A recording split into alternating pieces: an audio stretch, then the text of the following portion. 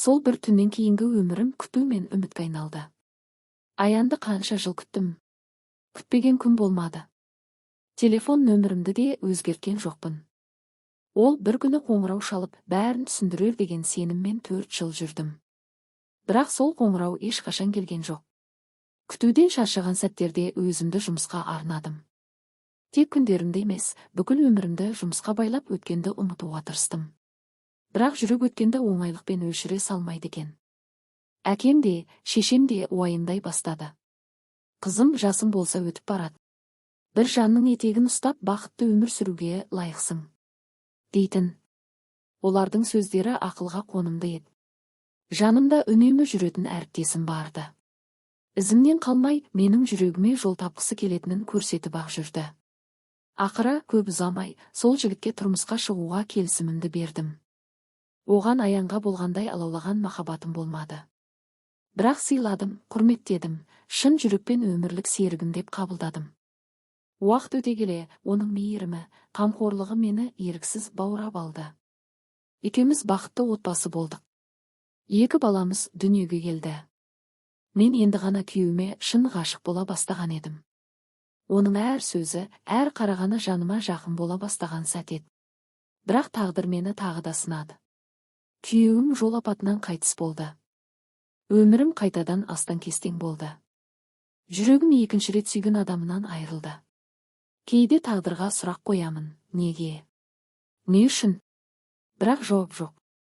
Тек үнсіздік. Тек ішімде орны толмас бос кеңістік қана қалды. Жесір атанған мен 2 қызым үшін өмір сүруге бел будым.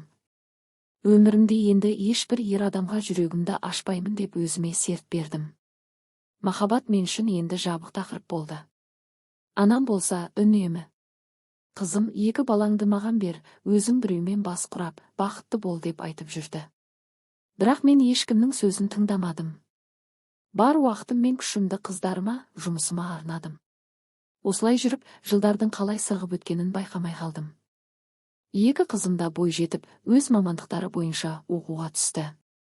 Мен болсам, жалғызбасты ана ретінде жұмысымды жалғастыра бердім. Жұмыс, үй, балаларым өмірімнің жалғыз мәні осы болды. Бірақ тағдыр тағы да өз ойынын жүргізді. Бір күні әріптестерімнің тойына шақырылдым. Көптен бері мұндай отырыстарға бармағандықтан біраз ойландым. Бірақ әріптестерімнің көңілін қимадым. Той басталып, қонақтармен амандасып жүріп кенет оны көрдім. Аян. Жүрегім бір сәтке тоқтап қалғандай болды. Ондаған жылдар өтсе де, оны бірден таныдым. Сол баяғы таныс жанар. Бірақ көзқарасы өзгерген. Тым ауыр, тым мұңды. Ол да мені көрді. Үнсіз қарап қалды. Көздеріміз түйіскен сәтте, жылдар бойы басылған жара қайта ашылғандай болды. Бірнеше секундқа ғана созылған сол сәт, менің бүкіл өткенімді қайта алдыма жайып салды. Менен жауап күтпестен, ол жай ғана сыбырлағандай: кешір. Бір кезде мен естуді аңсаған сол бір ауыз сөз енді маған керек емес еді. Бірақ жүрегім басқаша соғып тұрды. Сол кештен кейін Аян баяғыдай ізімнен қалмай, үнсіз ғана мені үйге дейін жеткізіп салды. Көліктің ішіндегі тыныштық жанымды одан сайын мазалай түсті.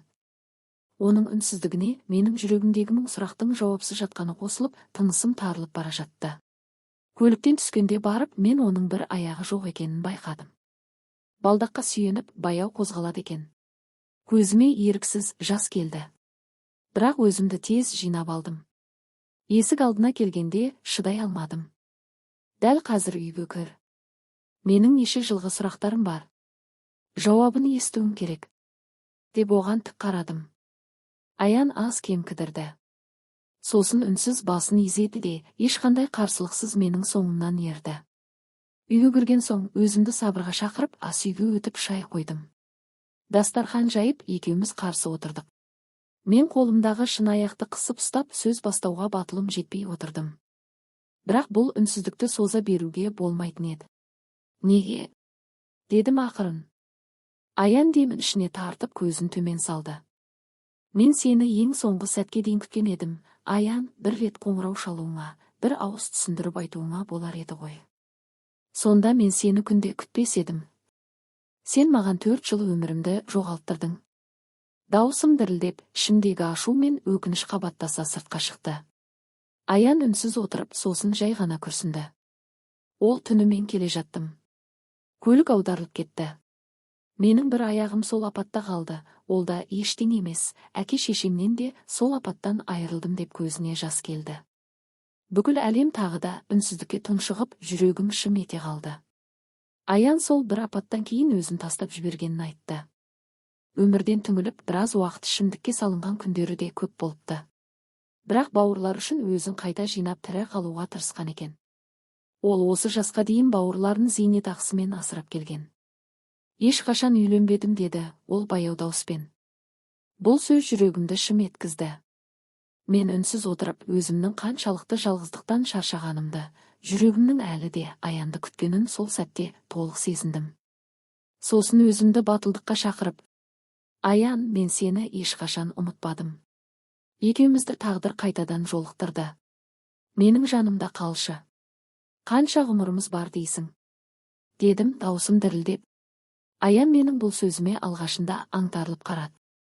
Сосын жанымда отырып, қолымды ақырын ұстап, қанша жыл қинағаным үшін кешірші. Мендей жарымжан еркекті қабылдай алмайды деп қасыңа жолай алмадым. Бірақ сені ешқашан ұмытқан емеспін деді. Ол мені құшақтап маңдайымнан сүйді. Мен өзімді қайтадан бақытты сезіндім. Осылайша біз қанша жылдан кейін қайта қосылдық. Бұл жаңалықты қыздарым айтқанда, олар бәрінен бұрын қатты қуанды. Аян қыздарымды өз баласындай көрді. Әкесінің орнын жоқтатпай, нағыз әке болды. Екі қызымызды да ұзатып, әрқайсысын өз шаңырағына қондырдық. Аянның бауырлары да өте тәрбиелі, бауырмал жандар екен. Қазір біз шын бақытты отбасымыз. Қанша сынақтардан өтсек те, бір-бірімізді жоғалтпай, тағдырдың сыйына айналған ғұмырымызды бірге сүріп келеміз.